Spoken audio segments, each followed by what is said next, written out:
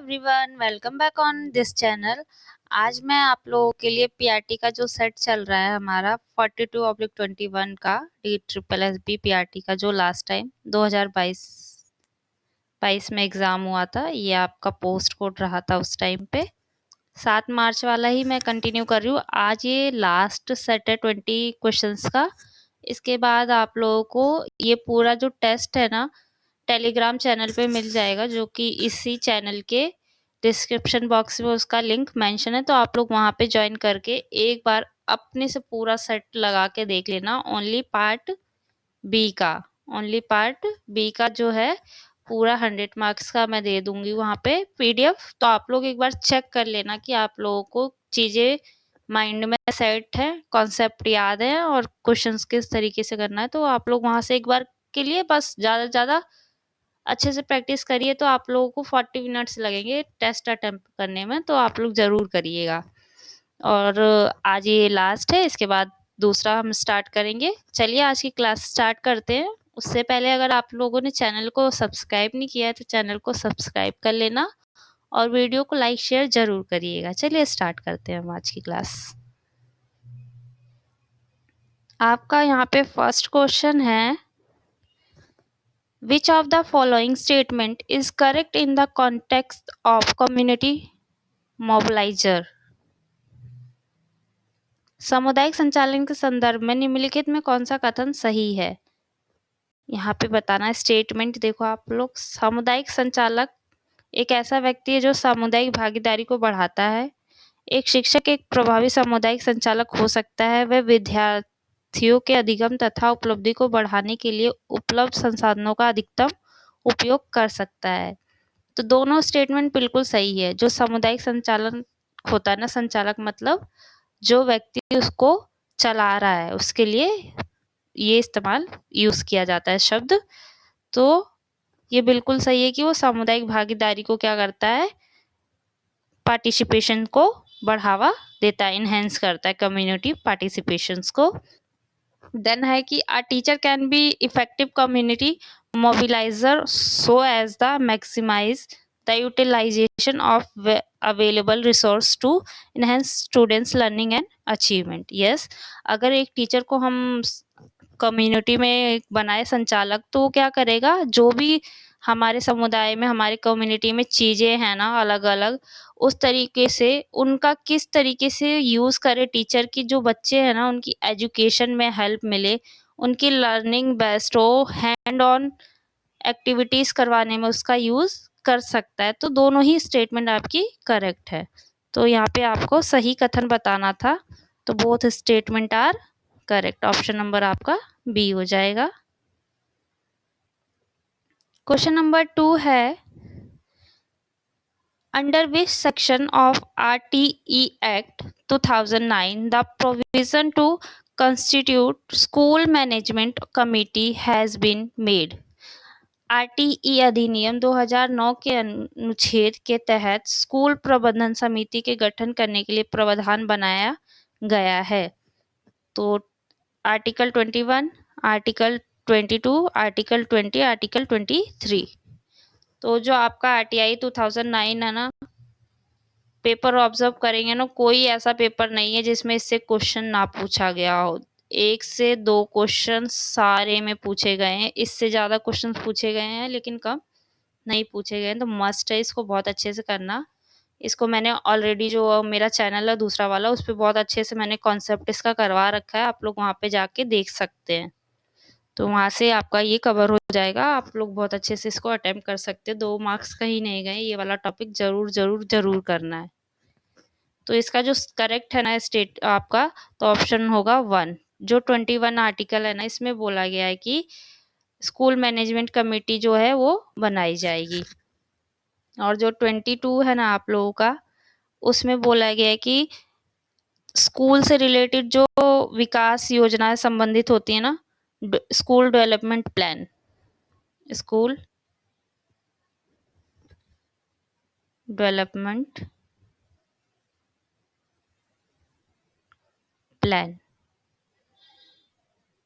ये हमारा 22 में बोला गया है कि ये बनाई जाएंगी।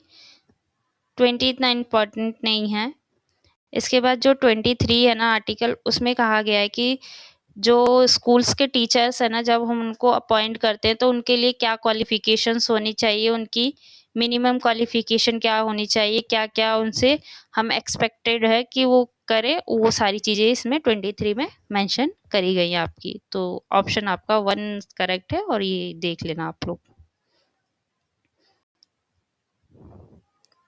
क्वेश्चन नंबर 3 है the education processes are enriched by bringing dash closure. शैक्षिक प्रक्रियाओं को डैश के समीप लाकर समृद्ध किया जाता है। पेरेंट्स, टीचर, माता पिता या शिक्षक।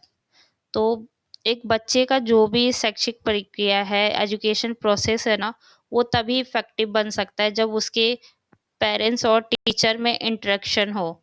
घर पे बच्चा किस तरीके से रह रहा है, स्कूल में किस तरीके से रह रहा है, ये तभी पॉसिबल हो सकता है जब पेरेंट्स टीचर को बताएं कि हाँ हमारा बच्चा घर पे ऐसे रहता है। जब टीचर डिस्कस करे पेरेंट्स के साथ मिलके कि बच्चा स्कूल में ये चीज़ें कर रहा है, ऐसे इसकी प्रोसेस हो रही है, तो वो दोनों उस चीज़ को मिलकर कर सकते हैं। अगर किसी बच्चे को कोई डिसेबिलिटी है तो उसको डायग्नोस करने का जो सही करने का तरीका है वो टीचर और पेरेंट्स साथ में कन्वर्सेशन करने के थ्रू ही निकाल सकते हैं।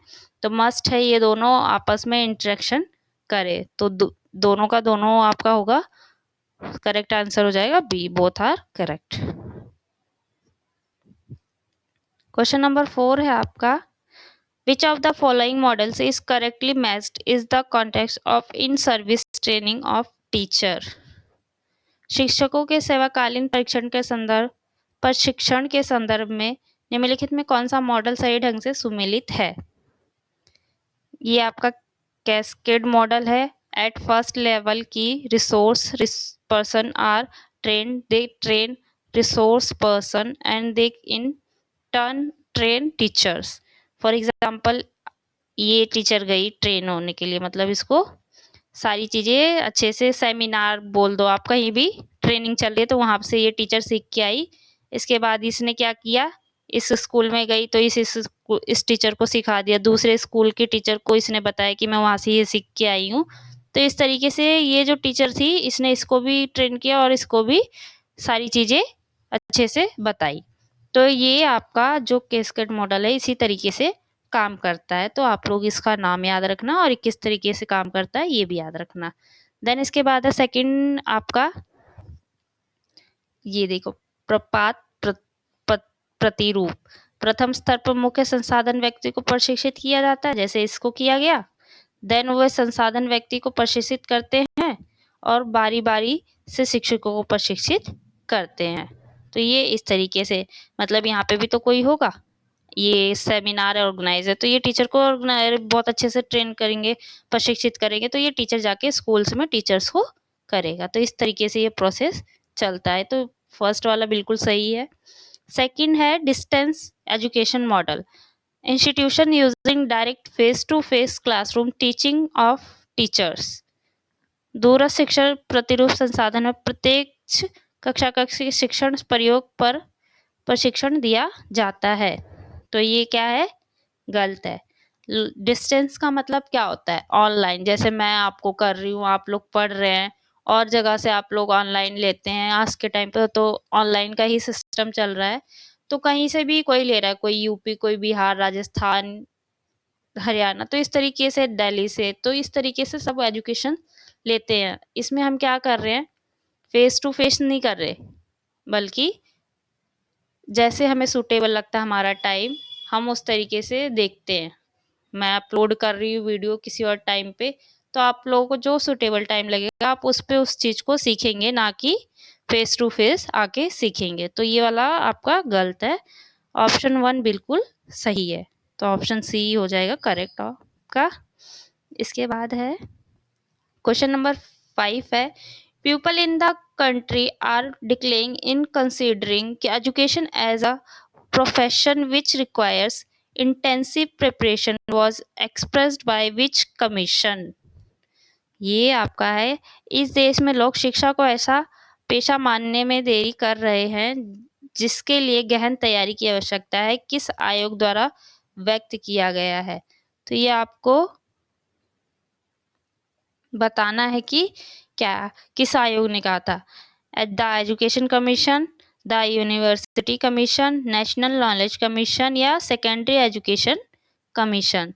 तो ये जो स्टेटमेंट है ना, ये आपकी शिक्षा आयोग, जिसे हम क्या कहते हैं, कोठारी आयोग भी कहते हैं, ये कब आया था? 1964 टू 1966 में आया था कोठारी कमीशन। इसका जो गठन किया गया था ना कोठारी कमीशन का, वो था 14 जुलाई 1964 को। तो ये इसका करेक्ट है, लेकिन कई जगह ना मैंने ऑप्शन चेक किया तो ये भी विश्वविद्यालय शिक्षा आयोग का बोला गया है, लेकिन जो ऑप्शन है ना बिल्कुल करेक्ट है 1 का, ये इसी आयोग की स्टेटमेंट है। तो आप लोग इसको देख लेना अच्छे से। इसके बाद आपका है क्वेश्चन नंबर 6 है, इन द कॉन्टेक्स्ट ऑफ प्रथम विच of the following statement is correct. तो यहाँ पे आपको प्रथम एनजीओ है, सुना भी होगा, बहुत नाम है एनजीओ का इसका, जो ज्यादातर क्या करता है, हमने सुना है कि झुग्गी झोपड़ियों के बच्चों के लिए ये बहुत बहुत ज्यादा रूरल एरियाज जो है वहाँ पे बहुत ज्यादा यूजफुल है बच्चों के एजुकेशंस के लिए। तो इसमें देखिए इसकी स्थापना 1994 में हुई थी। इसकी स्थापना दिल्ली के झुग्गी झोपड़ी में रहने वाले बच्चों को शिक्षा प्रदान करने के लिए हुई थी। तो ये तो बिल्कुल करेक्ट है, इसकी जो स्थापना है, स्टैब्लिशमेंट है, वो 1994 में ही किया गया था। बट ये दिल्ली के झुग्गी झोपड़ियों के बच्चों के लिए नहीं था, बल्कि मुंबई के लिए बच्चों के लिए था। तो ऑप्शन जो बी है ना वो गलत हो जाएगा, क्योंकि यहाँ दिल्ली ना होके मुंबई होना चाहिए था। तो सिर्फ ऑप्शन 1 जो है बिल्कुल करेक्ट है। इसके बाद है क्वेश्चन नंबर 7 है, सामुदायिक संचालन के संदर्भ में पीटीए का पूर्ण रूप क्या है? पीटीए का पूर्ण रूप बताना है। पीयर टीचर एक्ट, जो ये शॉर्ट फॉर्म्स होती है ना इसकी, आप लोग ना फुल फॉर्म इंग्लिश में ही याद करना, हिंदी वाले बच्चे specially. Parents teacher association, peer teacher association या पेरेंट टीचर एक्ट। तो पीटीए का होता है करेक्ट पेरेंट टीचर एसोसिएशन। तो ऑप्शन नंबर बी करेक्ट है इसमें।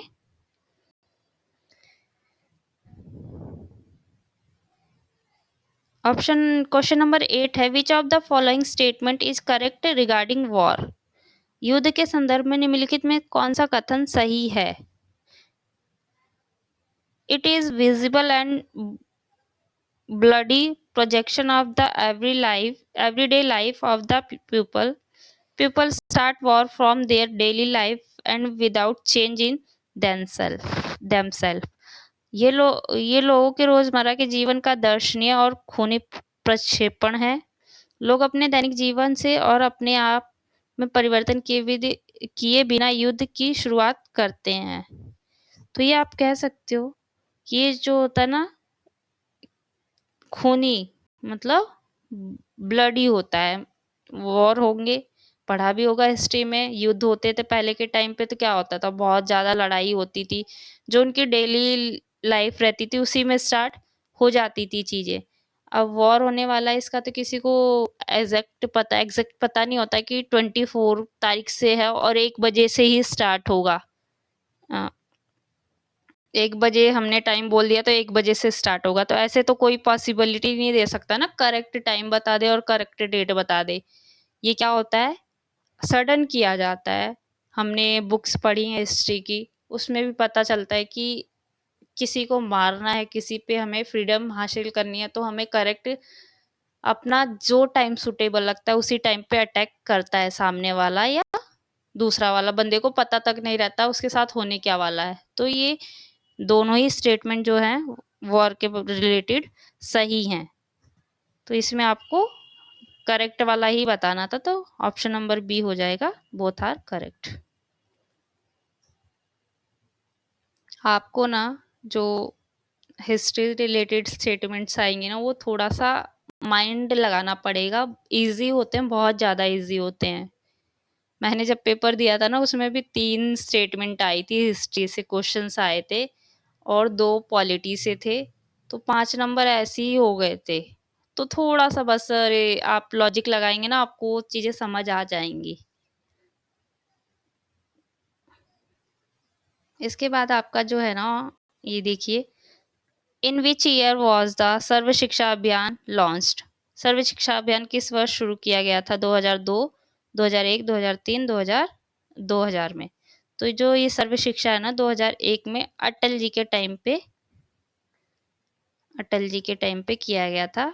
14 मतलब 14 साल तक के जो बच्चे, उनको जो प्राथमिक प्राइमरी एजुकेशन है वो देने के लिए की गई थी कि 14 ईयर्स तक के बच्चों को दी जाएगी, और वो भी फ्री और कंपलसरी दी जाएगी। इसी के बिहाफ पे वो जो आपका आरटी, ये सारी चीज़ें बनी है ना, जिसमें 86 वाला अमेंडमेंट हुआ है 2002 में, कि उसमें भी 6 to 14 ईयर्स के बच्चों को फ्री और कंपलसरी एजुकेशन जो है वो मैंडेटरी करी गई थी 21 आर्टिकल ए में। तो ये सारी चीज़ें ना कहीं बेस है 21 का सर्व शिक्षा अभियान का। तो ऑप्शन नंबर 1 बिल्कुल इसका करेक्ट है। इसके बाद है क्वेश्चन नंबर 10 है, which of the following statement the basic point for the selection of an activity? किसी गतिविधि के चयन के लिए निम्नलिखित में कौन सा मूल बिंदु है? फिजिकल एंड मेंटल कैपेसिटी, हाँ। किसी भी एक्टिविटी को देखना है तो एक बच्चे के लिए तो हमें उससे देखना पड़ेगा भाई वो कितना शारीरिक रूप और मानसिक रूप से क्षमता रखता है। कोई एकदम पतला सा बच्चा है तो हम उसको ये नहीं कहेंगे चलो भागो, तुम भागते ही रहो, या रेसिंग में पार्टिसिपेट करो, रेसलिंग करो। इन सारी चीज़ों में हम उसको पार्टिसिपेट नहीं करवा सकते। तो देखनी पड़ती है। सोशल इकोनॉमिक बैकग्राउंड भी बच्चों का देखना पड़ता है। सोशली अगर किसी का देखा जाएगा ना, तो कई जगहों पे ना कुश्ती होती है जो ना उसके लिए मना होती है कि नहीं करनी है, क्योंकि वो कहीं न कहीं मारपीट में आ जाता है और कई लोग अपने सोशल कल्चर में वो नहीं इन्वॉल्व करते हैं। इकोनॉमिक स्टेटस जो होता है कि कौन-सा बच्चा आर्थिक रूप से बहुत पैसे वाला है, कौन-सा कैसा है, तो वो चीज़ें भी इफ़ेक्ट कर देती हैं। जैसे कि हमें अच्छा-सा प्लेग्राउंड बनाना है किसी रूरल एरिया में और उन बच्चों के थ्रू ही बनाना है, तो हम ये नहीं कह सकते ना कि बहुत ज़्यादा पैसे इकट्ठा हो जाएँगे, तो वो इस चीज़ पे भी सोशल इकोनॉमिक बैकग्राउंड भी हमें देखना पड़ता है। स्टूडेंट इंटरेस्ट बेसिक है भाई, जब बच्चे का इंटरेस्ट होगा तभी वो उस एक्टिविटी को पूरे अपने अच्छी तरीके से करने में सक्षम हो सकता है। सक्सेसफुली उस एक्टिविटी को वो कर पाएगा, अदरवाइज वो नहीं कर पाएगा जब तक उसका इंटरेस्ट नहीं होगा। इवन हम भी पढ़ाई तभी कर रहे हैं जब हमारे सामने हमारा सक्सेस हमको दिखता है कि हाँ, ये अगर मैंने इसको किया तो मेरी लाइफ सेट है, तभी हम पढ़ भी रहे हैं। तो मेन होता है इंटरेस्ट, तो हर चीज़ में चाहिए ही चाहिए, स्टूडेंट का हो या एज अ किसी पर्सन का हो। Parent teacher parents and classmate attitude, तो अभिभावक और सहपाठियों का जो रवैया है ना वो भी बहुत मायने रखता है। ग्रुप में अगर कोई ग्रुप में है, बच्चे बहुत सारे ग्रुप में, और एक बच्चे को वो नेग्लेक्ट कर रहे हैं, नज़रअंदाज कर रहे हैं, उसके साथ सही बिहेवियर नहीं कर रहे, या अभिभावक हैं जो अपने पेरेंट्स को मोटिवेट नहीं कर रहे कि हाँ तुम इस एक्टिविटी में अच्छे से कर सकते हो, तो वो बच्चा कहीं ना कहीं डिमोटिवेट होके उससे पीछे हो जाएगा, वो उस एक्टिविटी में पार्टिसिपेट नहीं करेगा। तो ये चारों चीज़ें ना एक्टिविटी को बहुत अच्छे से सिलेक्शन करने में इम्पॉर्टेंट होती हैं। तो चारों के चारों ऑप्शंस बिल्कुल करेक्ट है। ऑप्शन नंबर 1 वो आपका करेक्ट हो जाएगा। तो इस तरीके से चीज़ों को आप लोगों को भी सोचना है। क्वेश्चन नंबर 11 है, किस प्रकार के नेतृत्व में नेता जब भी संभव हो निर्णयों को स्थगित रखता है? लेजिस्लेटिव लीडरशिप, हस्तक्षेप, निष्पक्ष नेतृत्व, डेमोक्रेटिक लीडरशिप हो गया, ऑटोक्रेटिक लीडरशिप हो गया, या इजी गोइंग लीडरशिप। तो इसमें जो करेक्ट ऑप्शन है ना आपका 1 है। लेजिस्लेटिव लीडरशिप में जब मन करता है ना निर्णय को, वो क्या करता है, leader postpones decision whenever possible. तो ये चीज़ें इसमें होती हैं। इसका टॉपिक अलग से करना पड़ेगा। लीडरशिप के क्वेश्चंस आते हैं, सारे पेपर्स में तो नहीं देखे मैंने कुछ, लेकिन कुछ पेपर्स में देखे हैं, 2022 और 19 वाले दोनों में ही देखे हैं। क्वेश्चन नंबर 12 है, how can community participation improve education management? सामुदायिक भागीदारी शिक्षा प्रबंधन में कैसे सुधार ला सकती है? नियमित उपस्थिति सुनिश्चित करना, स्कूल से बाहर छात्रों की पहचान करना, शिक्षकों की उपस्थिति की निगरानी करना। तो ये सही है, चाहे टीचर हो चाहे बच्चा हो, उसकी नियमित उपस्थिति, उस अटेंडेंस देखनी चाहिए कि बच्चा कितना रोज आ रहा है और नहीं आ रहा, तो किस बेसिस पे वो क्या रीजन है वो नहीं आ रहा है। और सेकंड है कि जो identify out of school student, जिन बच्चों की एज है 6 to 14, तो फ्री टू एजुकेशन का राइट है ना बच्चों को। तो अगर इस एज में कोई बच्चा बाहर घूम रहा है तो हमें उसको देखना चाहिए कि वो क्यों नहीं जा रहा, क्या कारण है, क्या रीजन है जिसकी वजह से वो स्कूल नहीं जा रहा। फॉर एग्जाम्पल मेरे यहाँ पे अभी बिहार से कुछ बच्चे आए हुए थे, वो गरीब है, बहुत ज्यादा गरीब है, तो उनके पास वोटर आईडी कार्ड या आधार कार्ड उनका कुछ नहीं है, दिल्ली का कुछ नहीं है। तो उनकी जो ओनर है ना हाउस की, जहाँ पे वो रेंट पे रहते हैं, तो उन्होंने आंटी ने पूछा कि क्यों नहीं जा रहे, तो उन्होंने बताया हमारे पास ना आधार कार्ड है ना कुछ है, जिसकी वजह से एडमिशन नहीं हो रहा। तो आंटी लेके गई स्कूल में, गवर्नमेंट स्कूल में साइड में ही है, तो वहाँ पे उन बच्चों को अपने आधार कार्ड पे उन बच्चों को उन्होंने एडमिशन दिलवाया है। तो वो 4 बच्चे हैं, अब चारों के चारों बच्चे स्कूल में जाते हैं। तो ये इस तरीके से क्या किया उन्होंने, कम्युनिटी पार्टिसिपेशन के थ्रू बच्चों को एजुकेशन के लिए मतलब मोटिवेट किया है। और शिक्षकों की निगरानी भी देखनी चाहिए कि कौन सा शिक्षक कितना अपनी जो ड्यूटी है उसको अच्छी तरीके से कर रहा है और कितना रेगुलर स्कूल में रहता है। अगर नहीं रहता है तो वो जाके कंप्लेन कर सकता है, पहले प्रिंसिपल को बता सकता है, फिर प्रिंसिपल कोई स्टेप ले सकती है। तो इस तरीके से ये तीनों चीजें करके हो सकती हैं चीजें अच्छी। तो ऑप्शन नंबर जो आपका होगा सेकंड होगा, तीनों ऑप्शन बिल्कुल सही होंगे आपके। क्वेश्चन नंबर 13 है इसमें, dash is that outcome of physical education program which aim at developing memory, decision making and reasoning power। dash शारीरिक शिक्षा कार्यक्रम का वह परिणाम है जिसका उद्देश्य स्मृति, निर्णय और तर्क शक्ति का विकास करना है। सामाजिक रूप से कुशल, भावनात्मक रूप से कुशल, इमोशनली बैलेंस्ड होता है, सोशली एफिशिएंट होता है, या फिजिकली फिट होता है, मेंटली स्ट्रांग होता है। तो आपने देखा होगा जो हमारा डेवलपिंग मेमोरी हो गई, डिसीजन मेकिंग हो गई एंड रीजनिंग पावर हो गई, वो किस चीज में आती है, तो वो आपकी मेंटल लेवल में आती है। मेंटली स्ट्रांग बच्चा है तो इसमें ये सारी जो कैपेबिलिटी है, एबिलिटी है, ये बहुत अच्छे से डेवलप होती हैं। ना कि आपका इमोशनल भी नहीं होगा, सोशल भी नहीं होगा और फिजिकल फिटनेस भी इसमें नहीं आएगी, बल्कि डी ऑप्शन बिल्कुल करेक्ट है। इसके बाद है ऑप्शन क्वेश्चन नंबर 14 है, पैर के अंगूठे पर उठकर पंजों पर सीढ़ियां चढ़ते, रस्सी कूदने और साइकिल चलाना डैश को ठीक किया जा सकता है। लॉर्डोसिस, स्कोलियोसिस, फ्लैट फुट या सपाट पैर, काइफोसिस। तो जो इसमें आपका मतलब सीढ़ियां चलते हैं, पंजे को उठा के चढ़ता है, तो ये जो फ्लैट फुट होते हैं ना, इसके लिए यूज किया जाता है। ऐसे करने से ना उनका जो फ्लैटनेस होती है ना, वो उसमें थोड़ा सा कर्व बन जाता है पैरों में, तो वो बिल्कुल सही हो जाते हैं। और ये जो आपका लॉर्डोसिस होता है, स्कोलियोसिस होता है, कायोफिस होता है ना, ये पीछे की साइड जो स्पाइनल कोड होती है ना, उसमें कुछ इशू दिक्कत आ जाती है, उसके लिए ये इस्तेमाल किए जाते हैं। जैसे कि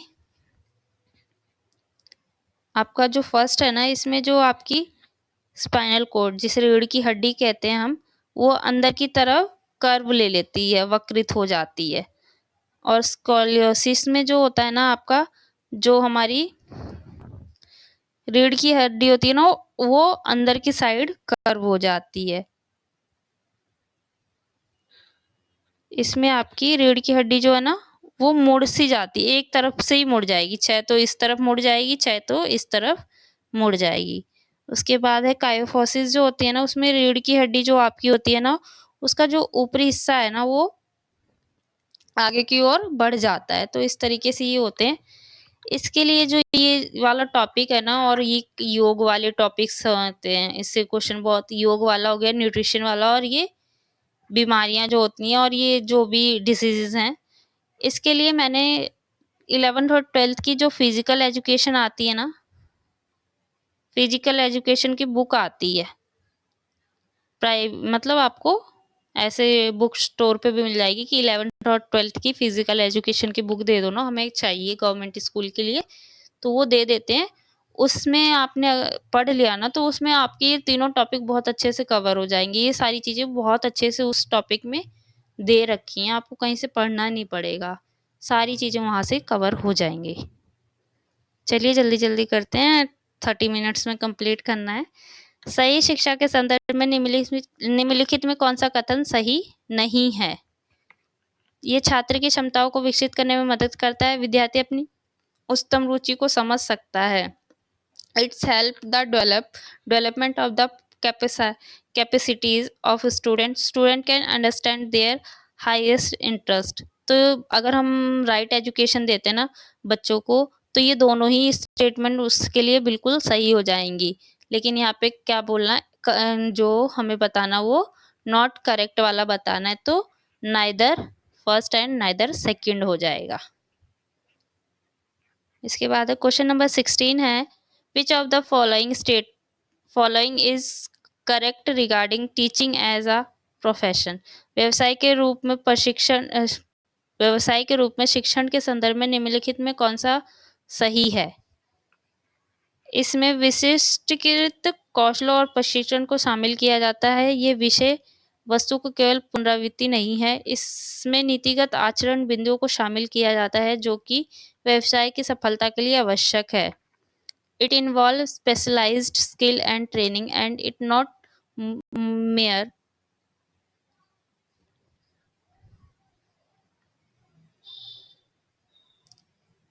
regurgitation.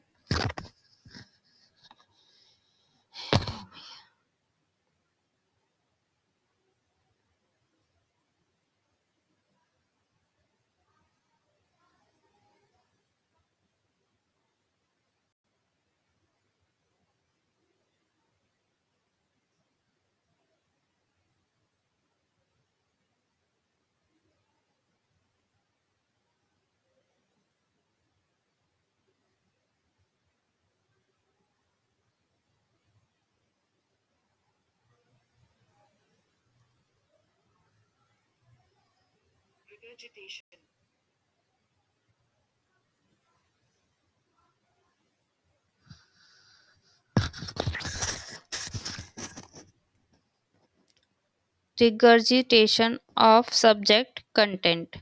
तो ये बिल्कुल आपका ना करेक्ट होता है कि जब हम आपका इसमें टीचिंग प्रोफेशन में यूज़ करते हैं ना किसी स्किल्स को, तो वो और ट्रेनिंग को ना, तो वो सिर्फ और सिर्फ आपका एक अरे उसको रिपीट करने का नहीं होता है, बल्कि उसमें एक स्पेशल चीज़ें होती हैं जिसको हमें सीखना मैंडेटरी होता है, चाहे वो हमारी स्किल हो या ट्रेनिंग हो, जिससे वो चीज़ें इम्प्रूव होती हैं। अब किसी को टीचिंग करनी है तो उसको सीखना पड़ेगा, ये तो नहीं है बस उसको पुनरावृत्ति करा दी जाए, वो रटवा दी जाए और उसको आ जाएंगी, ऐसा नहीं होगा। उसको याद करने से या मेमोराइज करवाने से कुछ नहीं होगा बार बार। जब तक वो उस चीज़ की प्रैक्टिस नहीं करेगा, अपने स्किल्स को डेवलप नहीं करेगा, वो चीज़ पॉसिबल नहीं हो पाएंगी। तो ये वाला ऑप्शन बिल्कुल करेक्ट है कि सिर्फ और सिर्फ पुनरावृत्ति से नहीं होती हैं, रिगर्जिएशन से नहीं होंगी, बल्कि उसको हमें इम्प्रूव करना होगा बार बार, और वो किससे होगा? बाय प्रैक्टिस चीज़ें होती हैं। और सेकंड ऑप्शन जो है ना, इसमें नीतिगत आचरण बिंदुओं को शामिल किया जाता है जो कि व्यवसाय की सफलता के लिए आवश्यक होते हैं। It involves code of ethics which are essential for success of the profession. तो कुछ चीज़ें हमारे हर प्रोफेशन में होती है, चाहे टीचिंग का प्रोफेशन हो, चाहे कोई सा भी प्रोफेशन हो, उसमें कुछ ऐसी चीज़ें होंगी जो हमारे मोरल से जुड़ी होती हैं, जो एथिक्स से जुड़ी होती हैं, तो उनका ज़रूरी है कि वो टीचर हो या कोई भी हो, अपनी चीज़ों को इम्प्लीमेंट करे अपने बिहेवियर में, अपने प्रोफेशन में। तो ये भी स्टेटमेंट बिल्कुल सही है। तो बोथ आर जो है ना बिल्कुल करेक्ट हैं आपके। क्वेश्चन नंबर 17 है आपका, dash has the power of create illusions. Dash भ्रम पैदा करने की शक्ति है, हृदय, फेफड़े, गुर्दे या दिमाग, किडनी, लंग्स, हार्ट या ब्रेन। तो कहाँ पे इल्यूशन कहाँ पे होता है? हमें हमारे माइंड में, ब्रेन में ये चीज़ें डेवलप होती हैं, इन सब चीज़ों में नहीं होती हैं। ये तो बहुत ही इजी क्वेश्चन था। क्वेश्चन नंबर 18 है, डैश प्रश्न की एक सूची है जिसे छात्रों या शिक्षकों द्वारा पूरा किया जाता है। Dash is the list of questions which is completed by the student और बाय टीचर्स। तो क्वेश्चनेयर है हो गया, एग्जामिनेशन हो गया, लेक्चर हो गया, या क्यूमुलेटिव रिकॉर्ड संचित रिकॉर्ड हो गए। तो इसमें क्या होता है, आप लोगों ने इसमें देख लिया हो, क्वेश्चंस होते हैं। क्वेश्चन लिस्ट किस में होती है, क्वेश्चनेयर प्रश्नावली जो होती है ना, अलग अलग प्रश्न दिए जाते हैं, जो क्या करता है, असेसमेंट करता है, या टीचर्स को अपनी असेसमेंट करनी है तो वो सेल्फ ऑब्जर्वेशन भी कर सकता है क्वेश्चनेयर के थ्रू, या बच्चे को करनी है टीचर्स से तो वो उस थ्रू से भी कर सकते हैं। ये पकड़ा दिया जाता है, ये इस तरीके से बना के क्वेश्चंस लिखा जाता है, हाँ ना लिखना होता है, टिक करना होता है। तो वो टीचर भी भर सकती है और बच्चे भी भर सकते हैं, और मैंडेटरी होता है कि सारे क्वेश्चंस को अटेम्प्ट करें। तो ऑप्शन नंबर 1 जो है बिल्कुल करेक्ट हो जाएगा। इसके बाद क्वेश्चन नंबर 19 है, in which teaching method the learner works in a practical way to achieve goal. लक्ष्य प्राप्त करने के लिए शिक्षार्थी किस शिक्षण पद्धति में व्यवहारिक रूप से कार्य करता है। डेमोन्स्ट्रेशन मेथड, प्रदर्शन विधि, प्रोजेक्ट मेथड, या वर्कशीट मेथड, या प्रैक्टिकल मेथड व्यवहारिक विधि। तो यहाँ पे व्यवहारिक शब्द क्वेश्चन में भी और प्रैक्टिकल वे अचीव गोल जो है उसमें भी क्वेश्चंस में ऑलरेडी यूज किया गया है। अगर हम हिंट देख सकते हैं तो इसका ऑप्शन जो है ना, डी बिल्कुल करेक्ट हो जाएगा। कि जो प्रैक्टिकल होते हैं ना, साइंस के प्रैक्टिकल ले लो, एक स्टूडेंट करता है, क्यों करता है, क्योंकि वो चीज़ें उसको सीखनी होती है, लर्न करनी होती हैं। और किसे कर रहा है, खुद से करके ही सीख रहा है। एक बार उसको करके दिखाया गया जाता है, फिर वो खुद उस चीज़ को प्रैक्टिस करके देखता है, उसको करके देखता है कि क्या मैं इसको करने में सक्सेसफुली हूँ। तो उसको वो अपना करता है और अपने गोल को क्या करता है, अचीव करता है। तो ये इसका जो होगा, डी ऑप्शन बिल्कुल करेक्ट होगा। डेमोन्स्ट्रेशन में मैंने आपको बता रखा है कि चीज़ें दिखाई जाती हैं टीचर के थ्रू और बच्चे उसको देख के सीखते हैं। प्रोजेक्ट में बच्चा फ्री होता है, ऑब्जर्व करता है, एक्टिविटी में पार्टिसिपेट करता है, उसको एज सच कोई गाइडेंस तो नहीं दी जाती, लेकिन वो उसमें पार्टिसिपेट करके अपने एक्सपीरियंस डेवलप करता है। वर्कशीट में क्वेश्चन आंसर्स की तरह होती है, वर्कशीट भी अच्छे से पूरी बनाई जाती है। क्वेश्चन दिया जाता है बच्चों को पूरा करने के लिए, फिल इन द ब्लैंक्स में क्वेश्चन दे दिए जाते हैं या किसी तरीके से फॉर्म में दिए दिए जाते हैं, वो उसको कंप्लीट करनी होती है बच्चों को। मतलब जैसे एक चैप्टर पढ़ा दिया आप लोगों ने, डेवलपमेंट एंड ग्रोथ का चैप्टर पूरा कर लिया और उससे रिलेटेड जो क्वेश्चंस बना दिए गए एक पेपर पे, और उससे ही आपको कहा गया कि ये अटेम्प्ट कर लो, तो वो वर्कशीट मेथड हो जाता है। इसके बाद क्वेश्चन नंबर 20 आपका है, which of the following statement is a valid reason for the lesson significance of work education. निम्नलिखित में कौन सा कथन कार्य शिक्षा के कम महत्व का वैध कारण है। तो इसमें आपको बताना है, लेस सिग्निफिकेंस बताना, वर्क एजुकेशन से रिलेटेड हो। Other subject like mathematics and science required more times due to vast syllabus. तो बिल्कुल सही है, जो हमारे मैथ और साइंस का है ना, उनका जो सिलेबस बहुत वास्ट है, टाइम बहुत लगता है उनको पूरा करने में। इवन स्कूल्स में देखा होगा, टीचर्स जो होती हैं एक्स्ट्रा पीरियड लेके उसको क्या करवाती हैं, कवर करवाती हैं ताकि जल्दी पूरा हो जाए। एक तो ये चीज़ें ना जल्दी, कुछ भी रीजंस हो सकता है, कुछ भी बैकग्राउंड हो सकता है बच्चों का, जिस वजह से ये समझ नहीं आता, और जिससे समझ आता है तो वो टीचर्स के अकॉर्डिंग चलते रहते हैं, तो उनको भी टाइम लग जाता है। Along with the teacher, parents' attitude towards work education is more depressing। तो जो शिक्षक और अभिभावक होते हैं ना, उनका रवैया भी क्या होता है, थोड़ा निराशाजनक होता है, ये आपकी वर्क एजुकेशन के से रिलेटेड। तो इसमें आपको कम वैध वाला बताना है। हाँ, देखते हैं इसमें।